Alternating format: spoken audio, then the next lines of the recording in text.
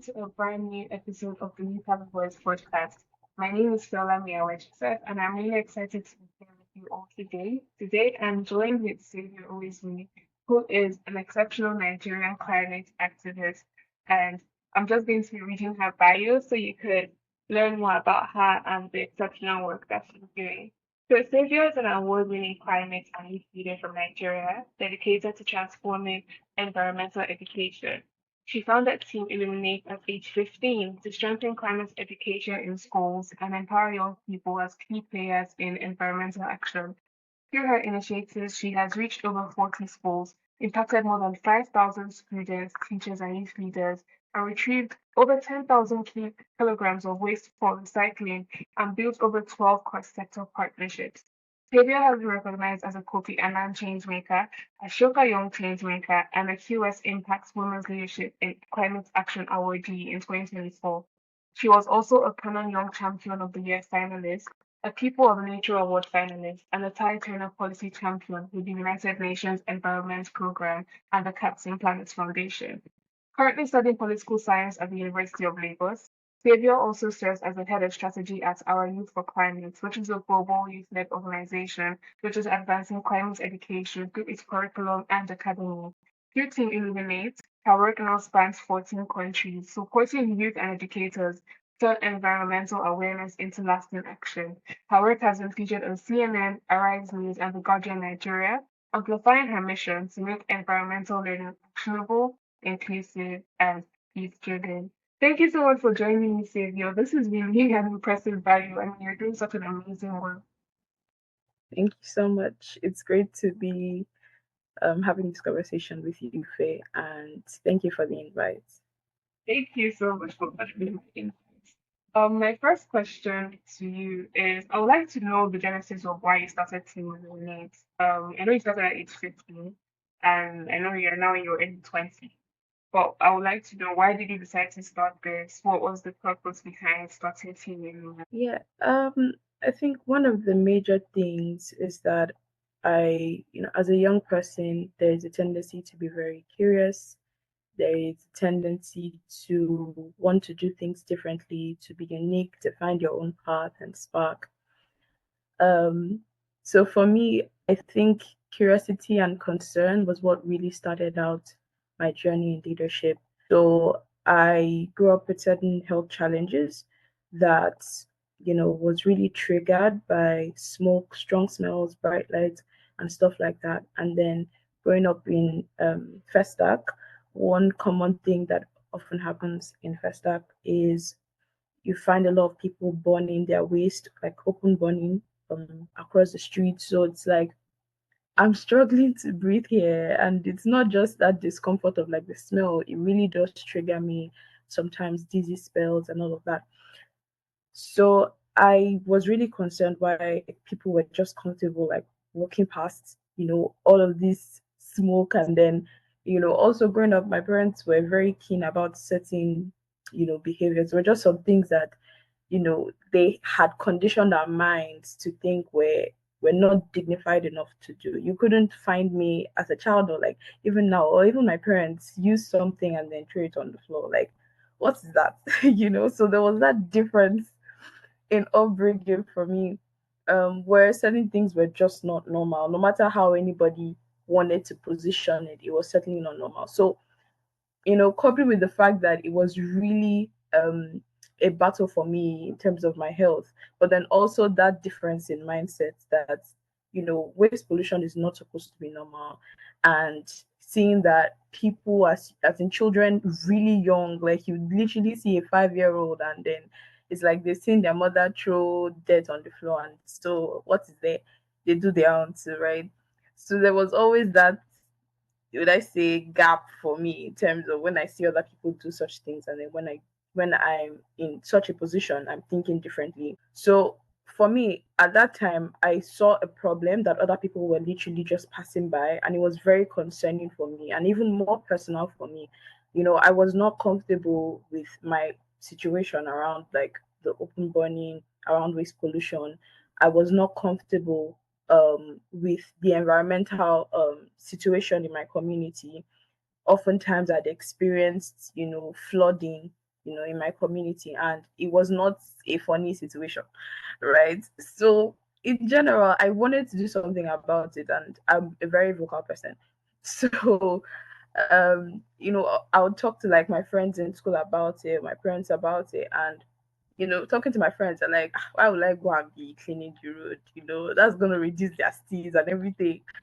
I mean, steez wasn't even a word at that time, but then I think that was just something for me. Like, why are young people, why are other teenagers not feeling the need to take action about something disconcerting? And I think the real turning point for me was when I had a sit down with my mentor after a program that she said she introduced me to, and then I went through that program. It was about 2 months, and then we worked on like talked about different leadership, different topics, right? And then they eventually asked us to work on like an idea that we wanted to implement. Our model, I think, was like they gave us like a business canva, or so we could either do something in terms of business or in terms of social value.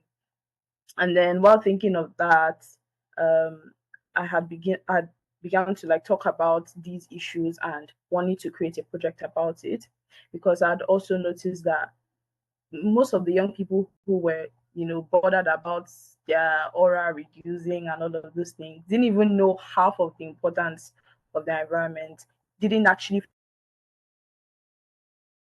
and their environment, right? So I could tell that there was that gap. I remember in school having classes where teachers were probably teaching about like pollution or topics, but everybody just like sat down in the class, listened to whatever the teacher said, and went back home. Like nothing really said anything in the method of teaching, right?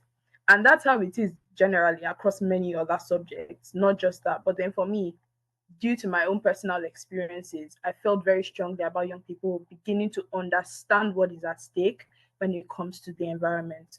Um, and so my story really just started with, a concern from my personal experience. Started with a mentor that was there to guide me. It started with a difference in mindset, because generally I'm a very perspective person. I've never really been in normal where everyone else is thinking one way, I'm thinking a different way. I'm looking at things more logically and more critically than most of my peers. So there was always that difference in mindset as well. So I think those are like some factors, and then also the fact that my parents were pastors, and so I was raised in that culture of impact. They were always doing community service. I mean, they even used to host cleanups in communities, right? So cleanups are not something that somebody will now come and tell me that is a new idea, or it's something that my parents had already been organizing such things. They had been organizing food drives, organizing hygiene programs, so different kinds of programs to engage communities and support communities. So chain making was always just a thing, an idea that I had grown up with as well. So everything combined, it was a joint inspiration. But I think one of the major things was just that point where I understood that I was affected myself, and other people who were probably affected didn't even know that they were being affected, right? And so I could tell that there was a gap. Thank you so much for sharing, Saviour. And I think something you said that really stands out to me is the education aspect of things. That in so many aspects in a lot of Nigerian schools and even a lot of African schools, you're just being taught something, but you're not really understanding the purpose of what you're being taught. And I know that your work at Team Illuminate, you go into schools to actually educate. So your form of climate action, and you focus on using education as a medium to teach students on how they can also improve and make changes in the environment. So, how have you been able to do that so far? And why do you think that education is one of the important tools instead of just the regular form of activism that people do on social media? Yes, I think education is such a powerful thing. First of all, because I believe that individuals are shaped by like the information that they receive. They are shaped by what they hear, what they see, and how they interact, with their environment, like their social environment, cultural environment, family environment, so in general. So I believe that a lot of the attitudes, characters, traits that people display is based on social learning, right? And social learning, one of the key places that form, social learning beyond the family units is education, the formal education system. So young people spend, let me calculate it now. I don't know, maybe like 15 years going through school. So 15 years of their young life going through school is a crucial amount of time in a person's life. So you can tell just how much it can really shape or make or break a person, right? So education plays like it takes out a huge part of a person's life, and then it also shapes their mindset, shapes their behaviors, shapes a lot of things about them, their thoughts towards a lot of things that people think about, um, the opinions that people have about certain things mostly falls back on their education. Education is what really cultures the mind and cultures the attitude and eventually shows up in their actions, right? So education is a key player in terms of how people interact with their environment, right? And then when we also look at education is also a, would I say, a trigger, or that key point that can, or that makes the difference between inaction and action, right? So if a person doesn't know, there is 100% chance that they will not do anything about it. And if a person knows, there is also 100% possibility. Okay, not 100%, but there's some degree of possibility, right? Or let's even say there's a 0.1% possibility that they would do something about it. So that 0.1 makes all the difference from someone who knows and someone who doesn't know at all, right? So if we're really saying we're trying to engage young people to be change makers, to lead change in the environmental sector, they have to first of all know, and not just know on the surface level, but actually know enough to take the right steps. You can know something vaguely, like you can have an idea of something. Like if someone asks me about maybe like physics, I can have some idea of physics, but I didn't really study science. So I can't say enough about physics to come up with a solution that will truly work in a physics kind of problem, right? Or if someone is asking me about chemistry, I might have heard about some chemicals here and there. But if there was a chemical, problem right in front of me, I wouldn't know enough to actually solve it the right way. I'll probably be doing experiments in ignorance, right? So education really shapes how people now respond. There's a difference between people now knowing to respond and then how they eventually respond.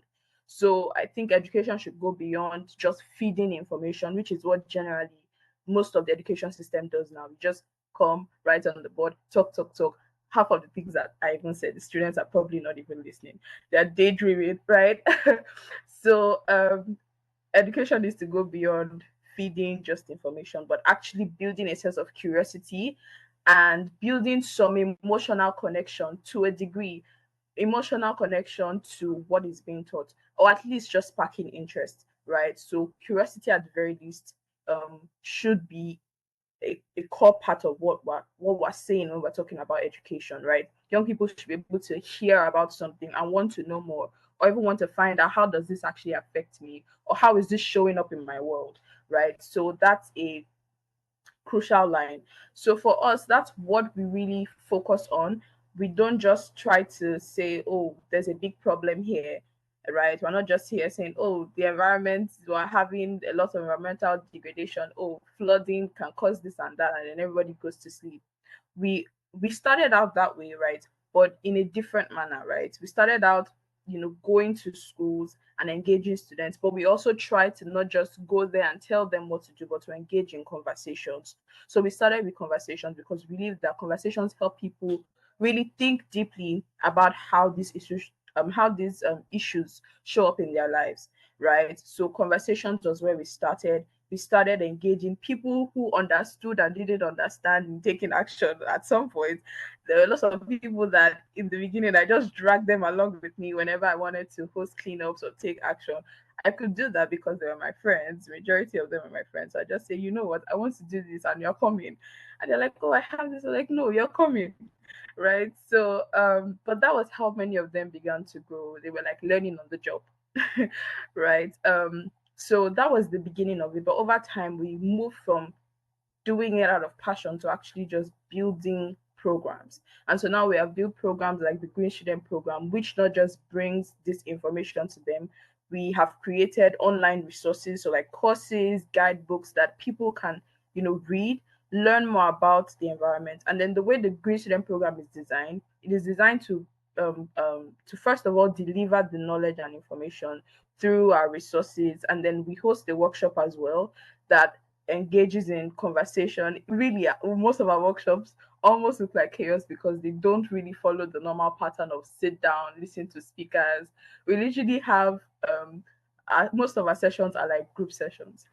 Most of our sections are people just getting into small groups, having conversations. Sometimes they come in, and one of the first activities they are doing is an icebreaker that actually kind of subconsciously teaches them about environmental issues. So we try to make our workshops more engaging than sitting down and listening to speakers. Sure, speakers have a lot to say, but there will always be a disconnect between the stage and a large audience, right? So our workshops are there to spark that interest, to answer questions, to help people gain that boldness and confidence, to feel like they are a part of the conversation, they are a part of those who are relevant in solving the problem. So we start with the workshop, and then we move to the fellowship. So those who heard about it and felt like, oh, this is really something I'm concerned about, get to apply for the fellowship, which is now a lengthier stretch of trainings and education. So the fellowship is like an 8-week program where we're teaching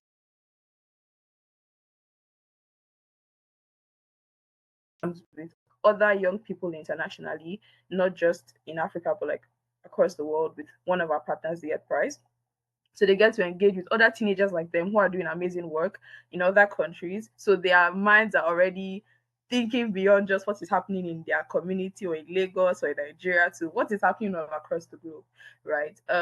And then we also engage them in what we call climate design thinking. So it's a process that merges the general idea of the tech design thinking with climate, solving climate as a problem, right?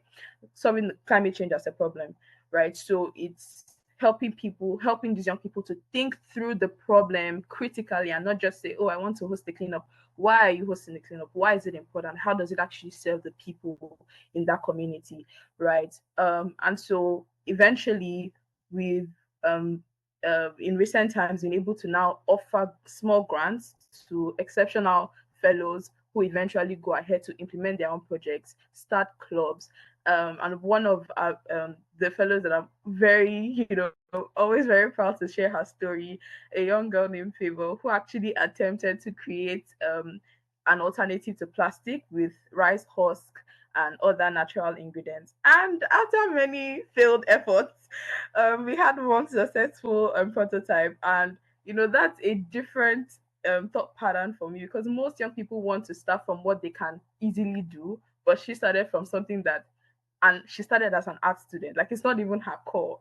One would think that she would think of maybe writing a book or a story or something, but then she said, you know what, I'm going to try to make something with my hands.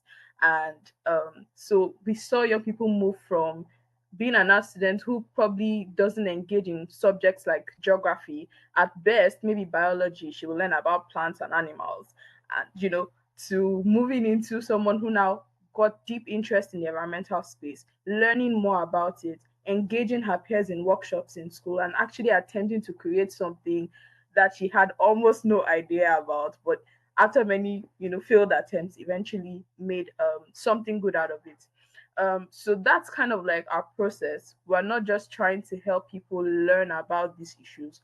We're not just trying to help them get interested, like, oh, have that aha moment and then go back to sleep.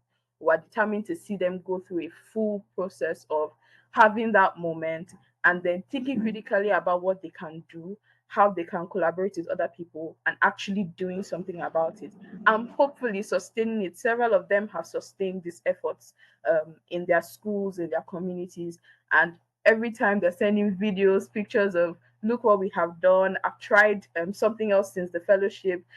What's your feedback about something I'm trying to do? I'm trying to engage my school on a certain action that they can take. Is there anyone who can support us? So we're always excited when we hear such feedback from young people. But again, that's just one of our programs. So you can imagine the multiple other programs that we have around youth leadership, around climate storytelling, around online campaigns, right? So I mean, education, we see it as a starting point, like we said, to reculture the mind, to help young people really think about how much does the environment impact my life and my future. And one other thing that we're beginning to venture into, which you would also find interesting, given that your initiative is around guiding young people in college, jobs, and opportunities like that. We're also beginning to explore how young people can begin to gain interest in environmental careers and academic pathways, which is what we're looking to actually do this year with our Green Student Program.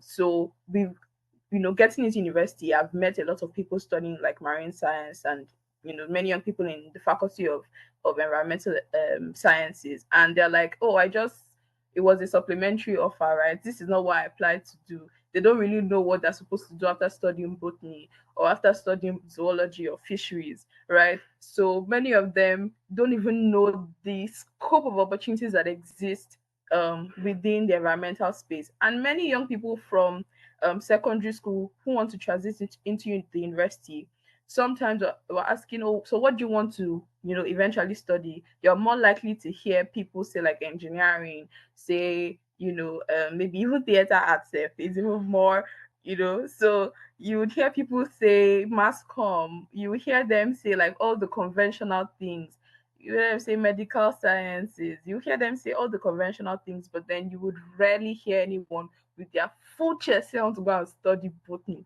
I want to go and study how to take care of fishes. It's very rare to actually hear people, and people, the young people who might actually truly be interested in this, sometimes are not confident to even say to their peers that, oh, after 4 years I want to come out with a bachelor's in fisheries, right? So their parents look at them like, you want to go and study fish, you know so we actually want to what's the word, reculture that mindset of environmental career pathways not being prestigious enough or rewarding enough or good enough for you to actually go to school to study. So it's one major thing we're looking to do. Thank you so much, Saviour. Honestly, I think the work you do is so cool. And I honestly wonder where you have the time to do everything. And I really love this initiative about making sure that environmental career pathways are more conventional. Sometimes they think it's not conventional enough, or they don't even know where to start from to get jobs, because in Nigeria, as you mentioned, sometimes if you don't have the conventional pathway or maybe mass comm or medicine or law or engineering, it's like, okay, what am I going to do in my life? Because even the places that have those jobs, is like almost as if, oh, so I'm going to school for 4 or 5 years. What is actually going to come out of that at the end of the day? Which is why I think that the work you're doing towards this is really cool. And I'll definitely love to be part of it once you guys have materialized it. I think it's a really cool thing that you're about to start. Now, my next question is related to your time because I know you're still in school, you're studying political science, and you have so many amazing projects that you're working on at the same time. For any young person who maybe has always wanted to do something similar to what you do, but they just don't really know how to balance their time. What tips could you give them so that they know, okay, even though I'm in school, I still have this passion I want to be able to fulfill. I still have this calling I want to be able to make sure I'm fulfilling to help other people and to educate people. How do I go about it to ensure that I'm still able to balance my studies as well as all the other work I'm working on? I think that's a question I get asked a lot. And the truth is, there is no one size like fit all, would I say, answer, that would really solve everybody's problem. Because the truth is, when you are in the middle of the problem, like when you're actually in it, that's when you really know how tough it can be, right? Or that's when you really begin to innovate around how you can, would I say, overcome those challenges, right? But the one thing that I would say that I've noticed is that sometimes as change makers and as visionaries, one trap that we always set for ourselves is that we're so full of like, oh, I want to do this, I want to do this, and then we do not know how to ask for help. We actually do not know how to welcome help. We think we do, we think we are relying on people, but then in truth, we sometimes fail so badly when it comes to actually receiving help and support from people. And so I think one of the tips that I would give is before you get extra passionate, maybe now is a good time. Now is a good time to really master the art of allowing people to help you, because I think I'm improving in that aspect every day, even as I work with my team. Sometimes I feel like, oh, nobody's gonna be able to do this thing the way I'm gonna be able to do it, or they're not gonna be able to get it like that. You know, so we just trap ourselves into it. And then the funny thing is, when you begin to open yourself up to help, it teaches you a very critical, would I say, skill of value or trait called trust. And it's a trait that, as a change breaker, you think you are trustworthy, or you think you can trust people until you really are in a position where you truly need to trust somebody, right? So it's something that you learn by experience, trust, and you don't want to start gaining that experience when it is a major platform, like when you're having to deal with major partners, or when you're having to deal with like funders. That's when you want to start learning trust. No, when you, as a chain breaker, start embracing help, it really helps you to learn trust. Like, you you don't want to sleep. You know that in your mind you're battling, like, are you sure I should not have plan B? I've given this person a task, but I know that they're not that good at this thing, even though they said they will do it, or they can do. I know, you're telling yourself all these things. Like, it's night, you should be sleeping, but then you're thinking, are you sure I shouldn't be working on it now instead of sleeping? And then, just in case they mess up, I will have a backup. You're really battling that thought in your head. So I think, as young people, who are really looking to make change and balance life, and truthfully, well, everything is part of life. So when people say, like, work work is inside life, and I think that's what we need to begin to, like, embrace, that it is a part of life. So every other thing plus work and plus this passion that we're so passionate about is a part of life. And so if we every day begin to embrace the idea of living life, right, we should also be able to accommodate other aspects of life and not just work as one aspect of life, right? So embrace help. It really is a game changer. Like, being able to rely on other people. And I know that sometimes working with people is not always like the best experience. Sometimes it can be very difficult finding the right people who understand your rhythm and flow, who can entertain. Some people are not very open to jokes. And when you're a joking person like me, like, you can't stay straight in the conversation for like 3 minutes, right? Some people are wondering, like, are you sure we're serious in this place? And then some people, when they joke too much with you, you don't even know where to draw the line, because all of us are laughing in this conversation, but we have serious work to do. So sometimes it can be very difficult finding people who actually sync with rhythm just perfectly, or really complement your style of leadership perfectly.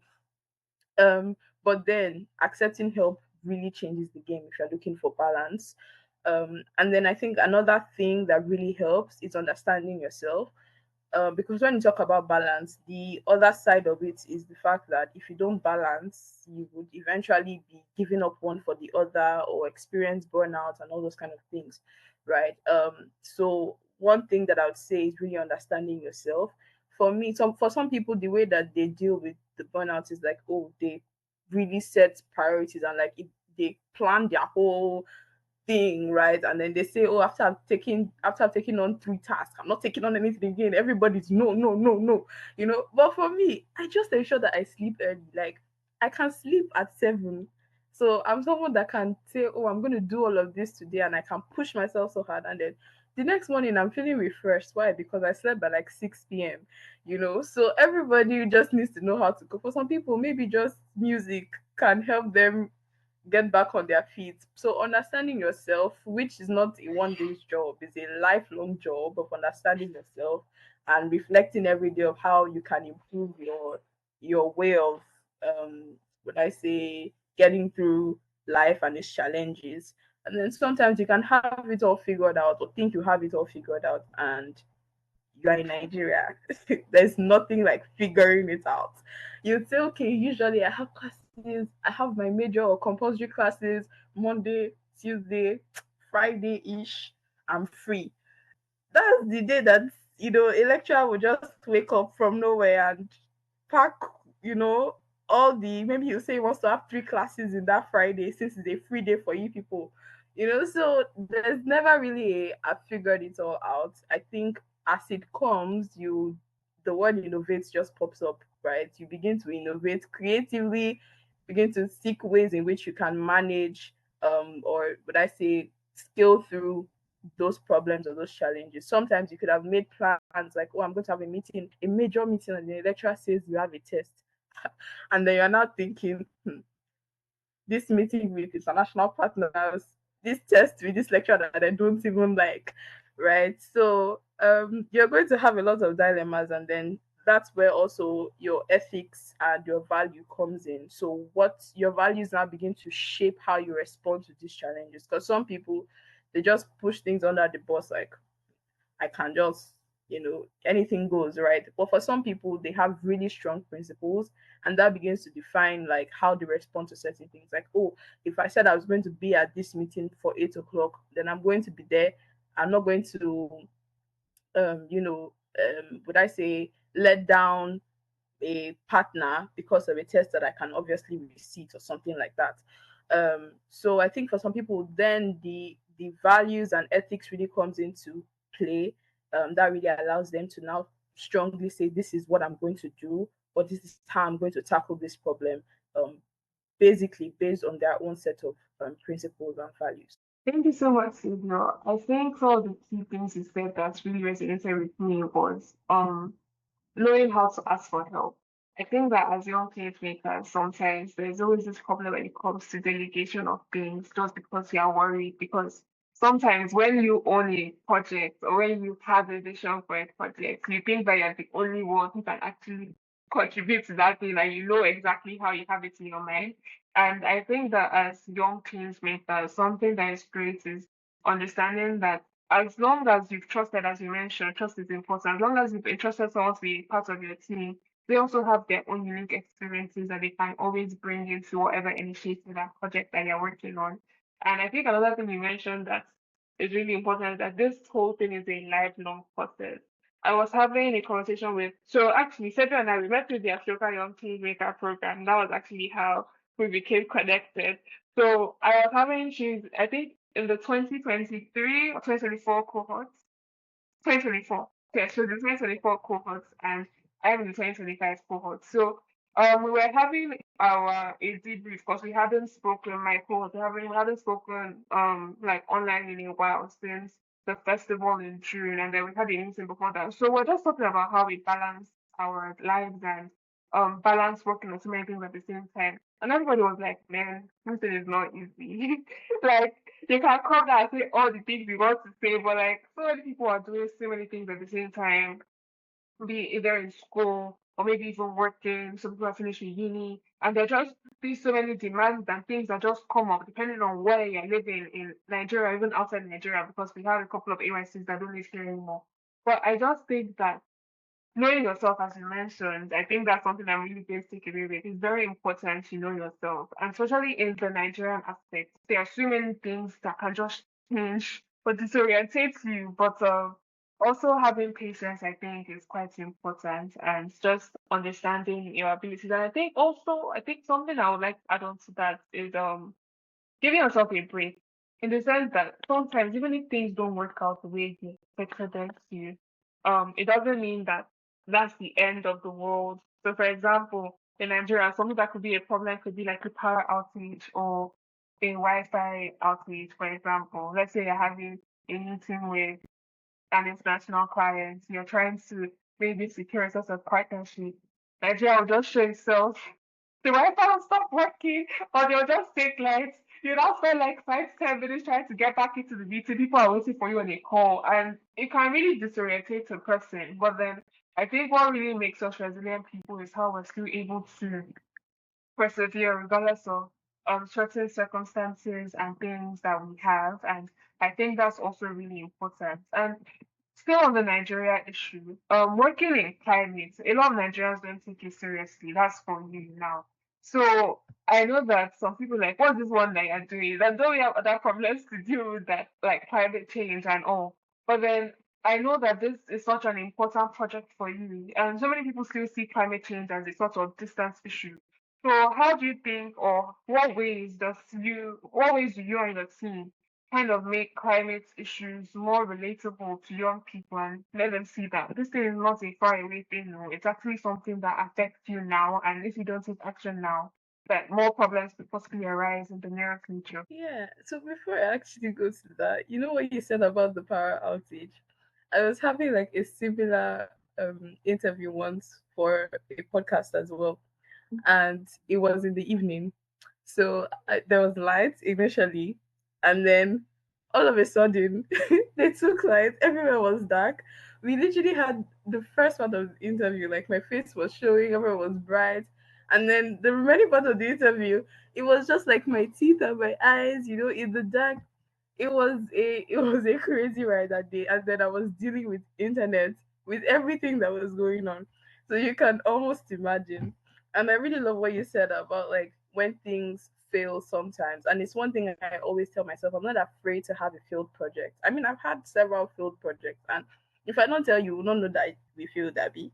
uh Everybody just be quiet in their corner. You know how LinkedIn works. Everybody just be shouting, I'm excited to announce. Nobody will tell you when something went wrong, or when they were very excited to work on something and then everything just flopped, right? So a lot of people that we all look up to as well have had many failed projects. And just like I gave the example of that young girl earlier, how she tried and tried and then eventually got somewhere. Sometimes the result might not even be what you expect.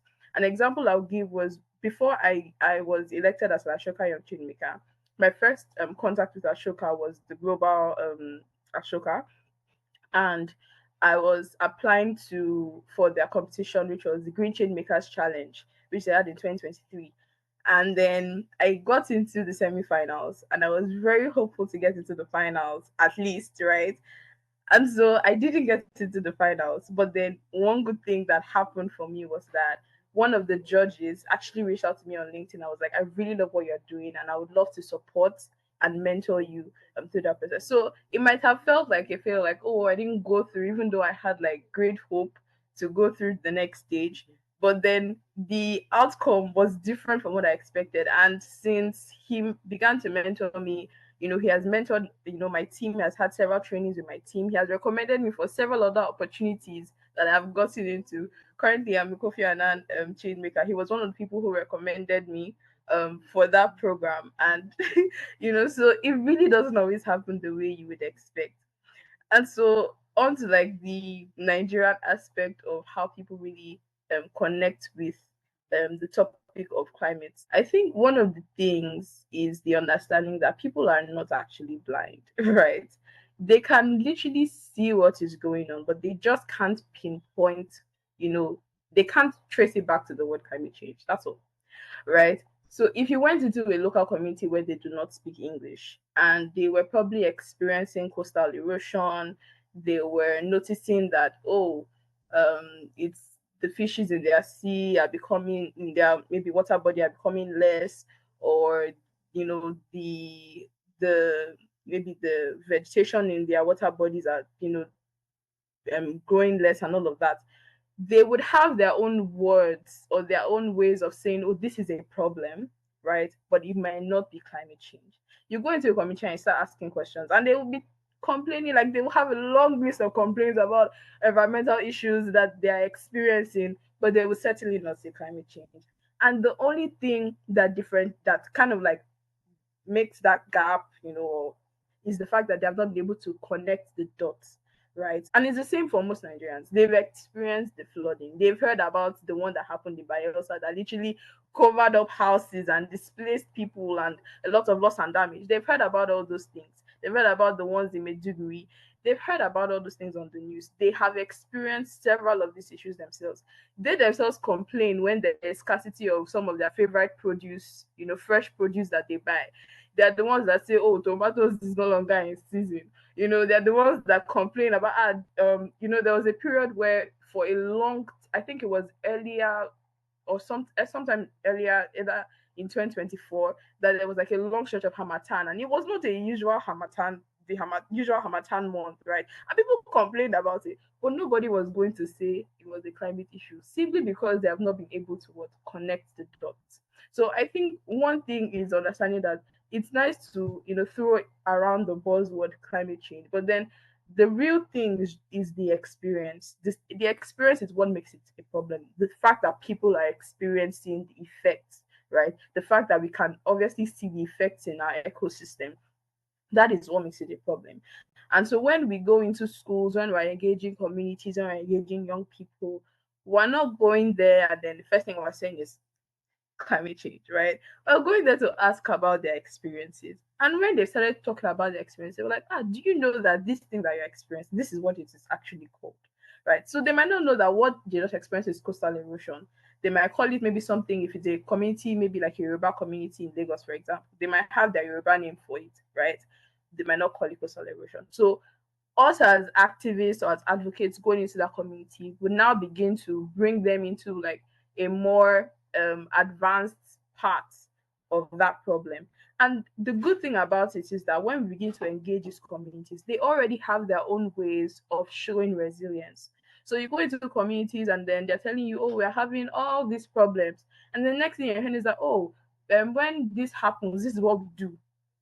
We have like a shelter where I have a friend who was currently working around a school that really experiences flooding and has very dilapidated like buildings and all of that, near Adams. And he was talking about how they have one part of the school that has higher grounds and then also is in much better condition than other parts of the school. So the school shows resilience by, when it's time to have classes and this is like a really rainy season, most of the classes begin to happen on the side that is better. The younger children, the younger classes are on the buildings that are better and more, with more secure than the ones that are, so the older ones who are in a better position to maybe take care of themselves to some extent are in the buildings that are dilapidated and all that. And when there's an issue, the teachers are able to mobilize everyone into the buildings that are better, right? So these communities have their own ways of showing resilience, of tackling these problems, right? They may not be the scientific way, they may not be the new best innovation of the year or something like that, but then that is how they are coping with these problems.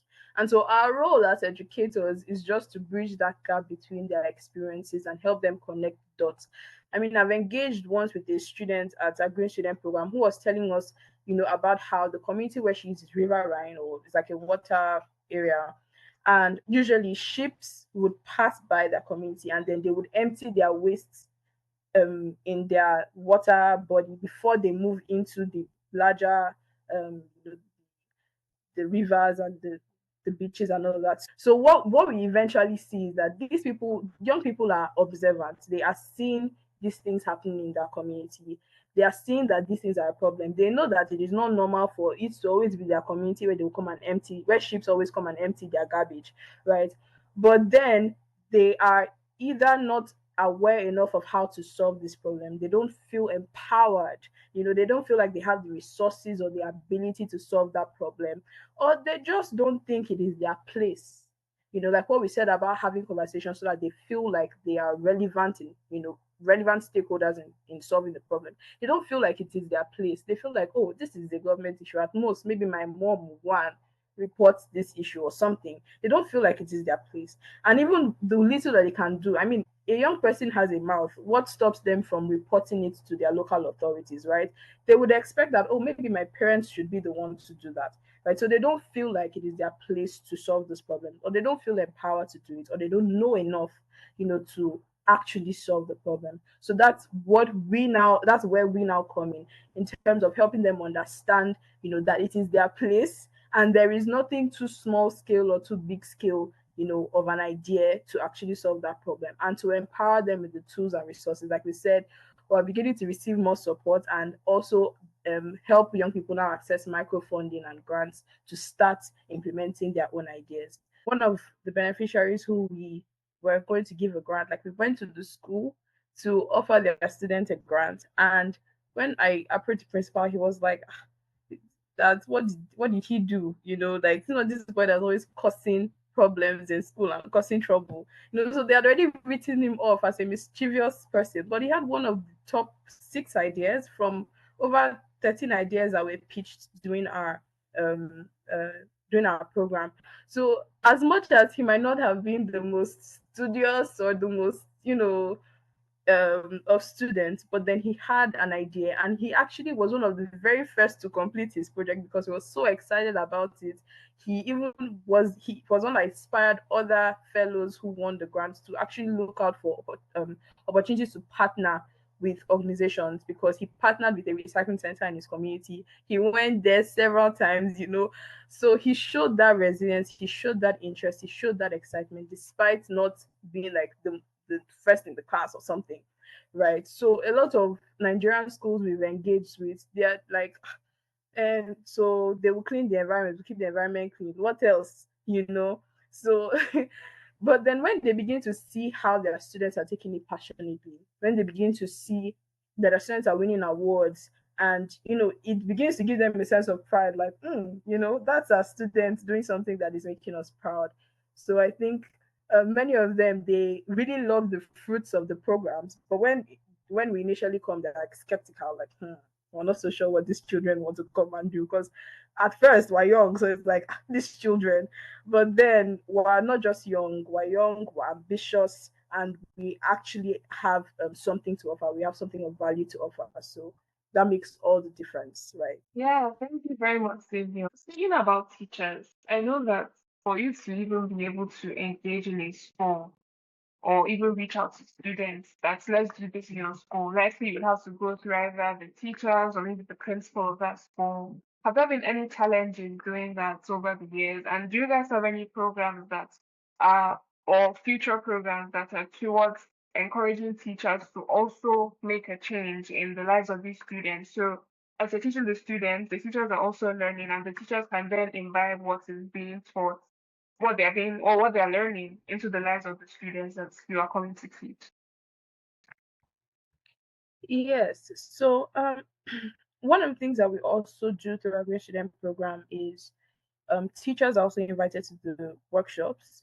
And so we have, so usually when student programs or when such programs happen, and then teachers just come like, oh, as would I say, guardians for the students, right? Usually they will just sit there, and if they enjoy it, they enjoy the program. If they don't, and then they just like go back home, right? But one of the things that we intentionally did with our green student workshops and our programs is that when teachers come, we actually plan teacher sessions.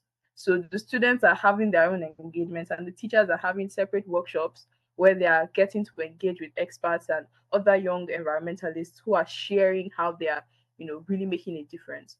And one of the best things that have actually happened for us through the course of the program is that because we go through, the ministry, we've been able to partner with the Ministry of Education and Ministry of Environment in Lagos State. We got intel into what they call the Environmental Beast Clubs, which is a club, like a mandatory club that is hosted through all public schools in Lagos State, right? So usually the teachers who eventually accompany the students to our programs are the teachers in charge of those clubs, and most of them are teaching subjects like agriculture, teaching subjects like geography. So they are relevant, to the discussion. They are well placed, well matched to the discussions that we're having. And so that's one of the ways in the past in which we have engaged teachers. And then also we've had these teachers also support the students who are having like projects on ground, like in schools. We've also had a few webinars in the past which have been specifically targeted at teachers, school administrators as well.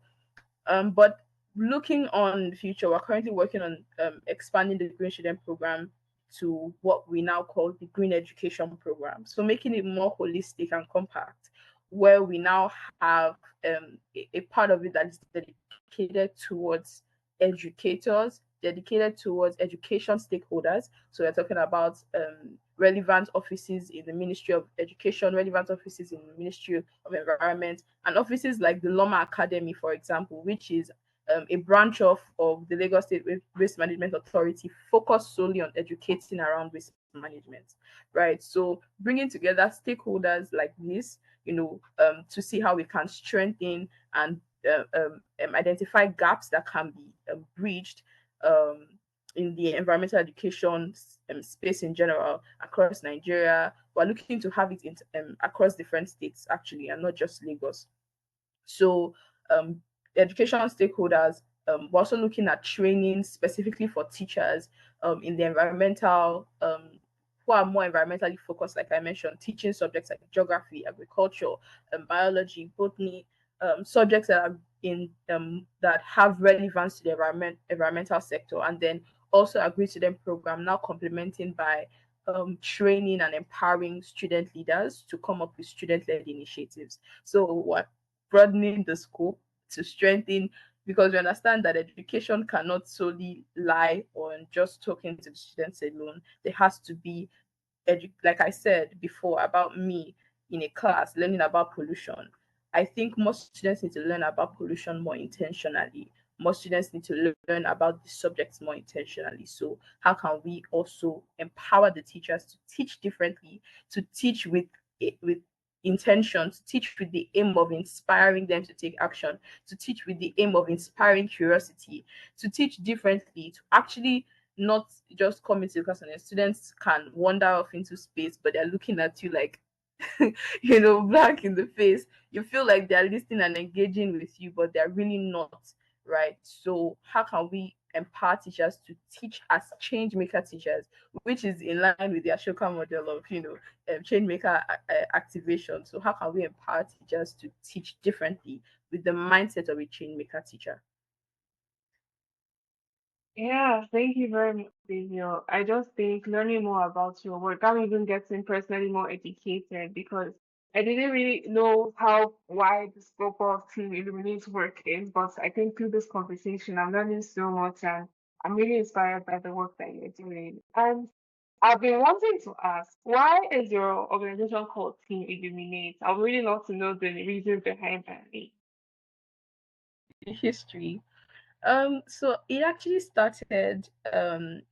So initially, when I started Team Illuminate, it was focused on two things.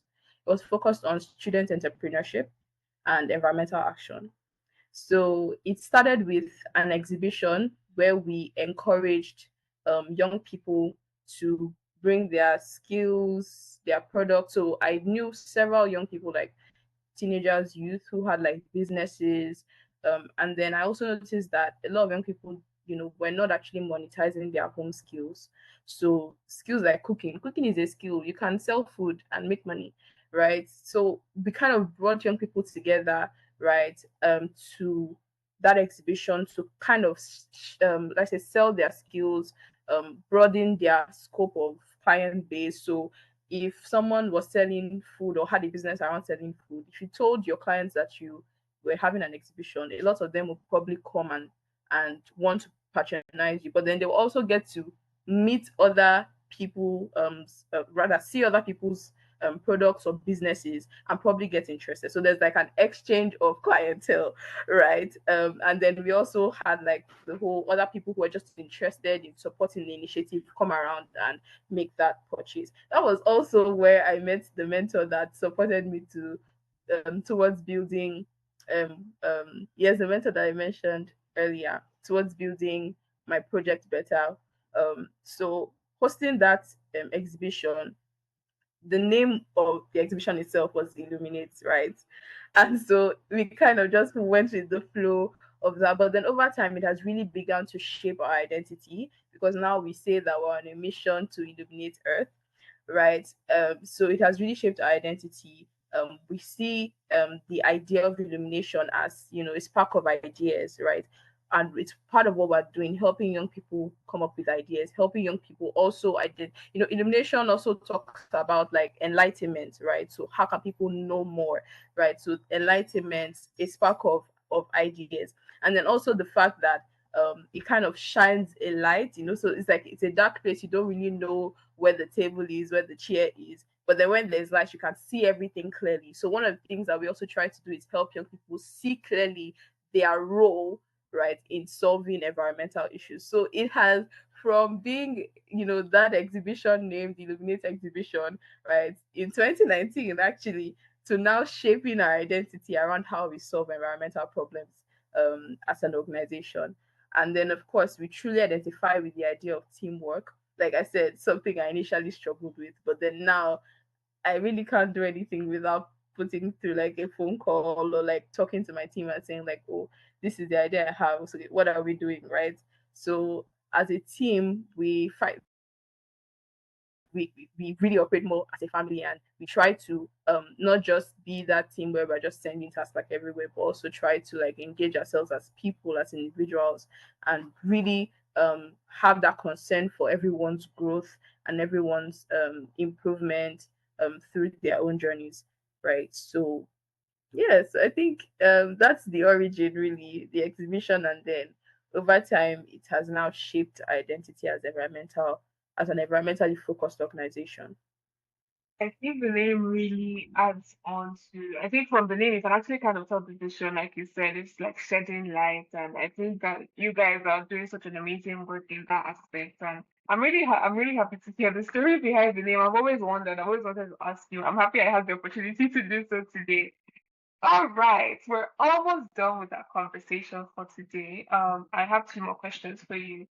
For any young person who maybe wants to start working in environmental action, climate action, what ways can they start? Where do they start from? And if possible, how could they possibly join Team Illuminate if they would like to maybe volunteer under your organization? Yes, so I think the starting point is first of all yourself. You need to be educated about these issues. There are lots of young people. Obviously, like you can't be you may not be like a professional when you start, but then you need to know enough to entertain questions, because when you go into communities where they don't know it, like two this like the blind leading the blind kind of situation. So you have to be the one that is seen. At least there has to be one person with sight, right? So first of all, as a young person, educate yourself about these issues. And then two, the best starting point is to gain experience with volunteering, just like you mentioned, or internships. Those are also another option. So it may not always be like a non-profit. It could be a for-profit that you're interning with and gaining experience from, or a social enterprise at least that you're interning with and gaining experience from. So start from understanding, because volunteering is not just about like, oh, gaining experience in general, but also understanding the space or the industry or the scope. Because on the outside you could think, wow, they just do cleanups and they just go to schools, but you don't really know the inner details, right? So until you have gone through that experience of volunteering, you don't really know what it takes, or what is like really what is really going on, what it really takes to, or what is at stake, in bringing forth those projects and those programs and the kind of impact that we're making, right? So volunteering and interning is a good place to start. And then two, start from looking around you. Opportunities, most people are thinking about when they want to start activism, they're thinking like of one abstract idea, like how can I build the world first greenhouse or something, largest greenhouse or something, a house that is made entirely from waste, or a house that is made entirely from organic material. That is a good idea though, now that I say it. But like, the point is, it always hits the right spot when you start from opportunities that exist. So problems are opportunities, right? So problems that exist around you, problems that exist in your community, in your locality, in your house. So one of the stories that I recently also shared in my past speaking engagement was how that um before I really got into this environmental action thing, I used to help people refurbish their old Bibles and books. So people who had like tattered Bibles, all those men and all those uncles and aunties in church that come with like Bibles that they cannot raise up and with pride and say they want to worship God, right? So my mom sews, and my grandma as well used to sew. So we used to have a lot of waste material and textile around the house. So I would take people's books and Bibles, that books that are really important to them, and I would refurbish, the back page, so it looks better, it looks more presentable. Now you can go like this in church, like praise the Lord, right? So that was an opportunity that I identified, around me in my own community, right? And it was not exactly about based on like the major idea of climate change. At that time, I didn't even know enough about it. But then it was just from identifying a problem, a unique problem in my community. I remember a friend saying that, I remember a friend saying that something as little as somebody being bugged about why buttons are usually just straight on clothes, why are they not slant, is actually enough to start an initiative or come up with a business solution. So being able to just identify that one thing that really aches you in your own community, opportunities exist around you before they even exist outside. They have been existing where you are. So start from identifying those unique, little issues that that a model can be built upon, right? That now becomes an initiative and becomes a project that is solving issues. And sometimes, if you don't even know what to do, maybe start by speaking your mind. And I love what you're doing with your podcast. So this is also a platform for making change. If you have no idea what to do, just get on this and say, I don't know enough about this, and I'm really interested in this. And people these days, like social media is really would I say the algorithm really picks journeys. So people are really interested in following people's journeys from day one to day 100 or whatever. You can just get on like okay, day one of learning more about climate change. And that's how you started a movement. And other people who in their mind, they're like, oh, this is not so important, might just get interested, like, oh, they're enjoying your content, and all of a sudden day two join you, and then they're doing their own day one and day two and day three. So it could just start with speaking your mind. You could just start with saying something about that thing that really bothers you, right? So yeah. Okay, yeah, you talked about how they can volunteer. So right now our website is actually down, but then you can always send us a DM on Instagram. Our DMs are open, so you can find us Team Illuminate underscore NG on Instagram, on LinkedIn as well, Team Illuminate. So you can find us anywhere. Maybe the link will be somewhere in the podcast. Yeah. So yeah, the link below. Okay. Yeah. All right. Yes.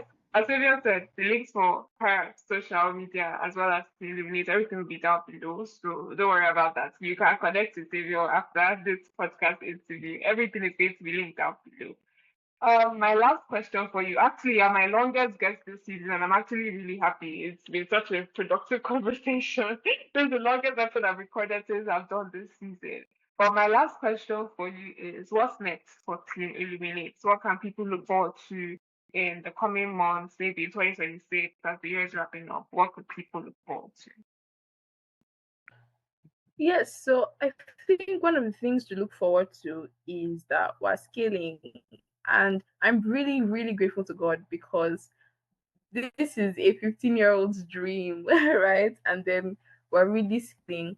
Um, grassroots initiatives are very central to our work, but then we also understand that one of the best ways to strengthen the work at the grassroots is to also begin to get involved at the policy level and at the higher level.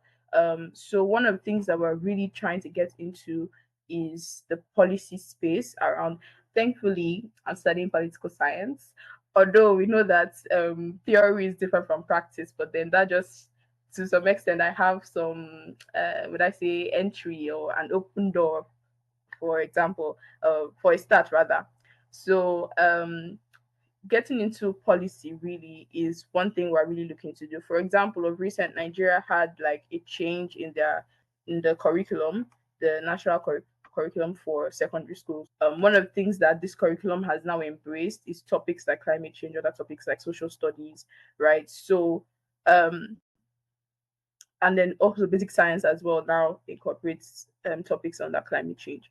So yeah, so we're now actually looking to see how within such policies, right? Because a policy like that, now I'm writing letters to school, and then in all my letters these days, you just see let's say following the new change in the national curriculum for schools, so it's really bolstering my impetus to write to schools and say, what we're doing, your government has approved of it, so you better give us a good response.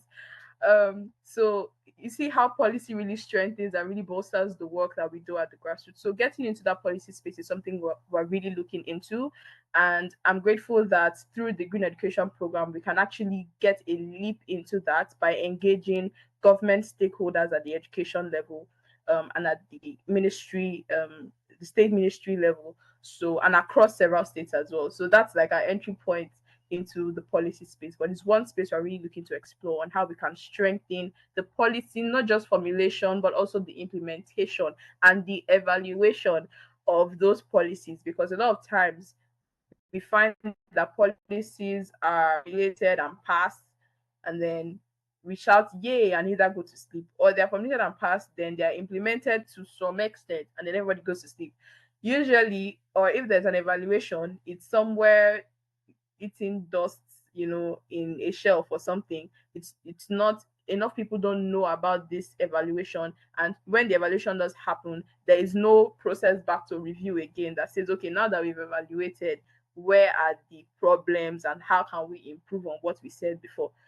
We don't really see a lot of those things being followed through for most of those policies that are passed and formulated. So we really want to see how at our own level we can support with like research, we can support at the policy level, with the evaluation of such policies when they are passed and when they're implemented, and also how we can be a part of that ecosystem that is supporting the implementation of such policies, right?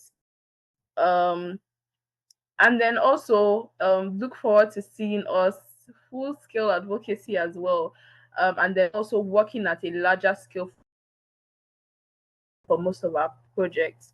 Green Student Program would have when it is being, the scale is being enlarged, right? So we're really looking forward to scaling up most of our major programs like Green Student Program, our recent Stories for Change, which is a storytelling initiative that really helps you. You're also a part of that, right? Helps to bring a lot of global voices into the conversation. Thank you for joining us.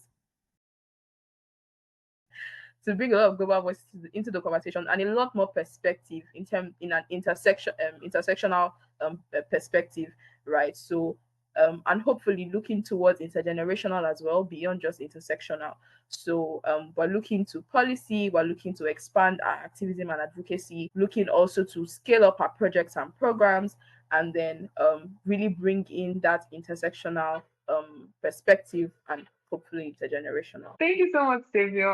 I think I'm really excited about the things that are going to happen in next year and the coming months, especially because the episode will be released in 2026, at the start of 2026. So I'm sure that everyone who will be listening in, they're going to be so inspired, and I'm sure they would even maybe want to join in to the things you're doing. And I'm sure that we've been able to educate people who are listening to this episode today.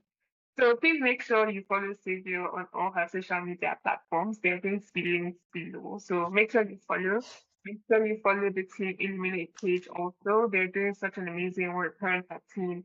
They're really changing the climate education space in Lagos, Nigeria, even Africa as a whole, because I know that they have plans to expand to other countries and other continents also, and the different projects they do, like the storytelling workshop, the storytelling for change. That's also a tool that they've been able to expand to other regions. So please make sure you follow. Make sure you also like, comment, and subscribe on this episode if you liked it. I loved filming this episode with you. Thank you so much for joining in today. Thank you so much, Faye. It was a wonderful conversation. All right. Thank you so much, everyone. And we will see you in the next episode. Goodbye.